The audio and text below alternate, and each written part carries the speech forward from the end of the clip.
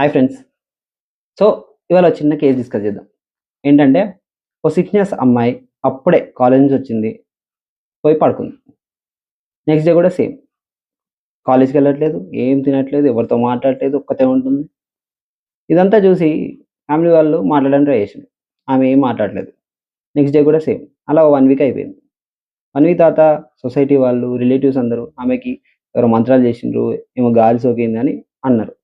So, దీనికి parents తీసుకుపోయి గుళ్ళకి, బాబాల దగ్గర తిప్పిండ్రు. Still no improvement. ఇలా 2 మంత్స్ అయిపోయింది. 2 మంత్స్ తర్వాత ఆమె ఇంకా హెల్త్ పాడైతుందని చెప్పి సైకియాట్రి‌కి తీసుకొచ్చిండ్రు. నాకు ఒక 3, 4 డేస్ పట్టింది. ఆమెతో ర్యాపో ఎస్టాబ్లిష్ చేసి ఆమెతో మాట్లాడడానికి. తర్వాత ఆమె ఏం చెప్పిందంటే, ఆమె పర్సనల్ ఇష్యూ వల్ల నేను ఇలా బిహేవ్ చేశాను. నాకు తెలియలేదు సార్ అని చెప్పింది. సో, ఇక్కడ మనం అబ్జర్వ్ చేయాల్సింది ఏంటంటే 3 things. First, society and relatives అందరూ ఏమనుకున్నారు?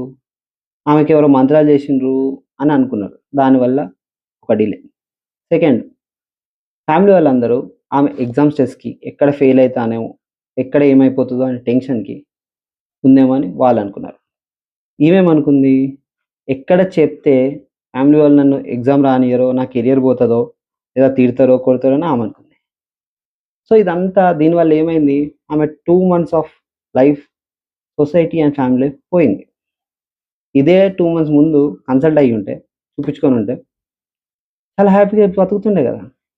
సింపుల్ గదా! That's all. Thank you.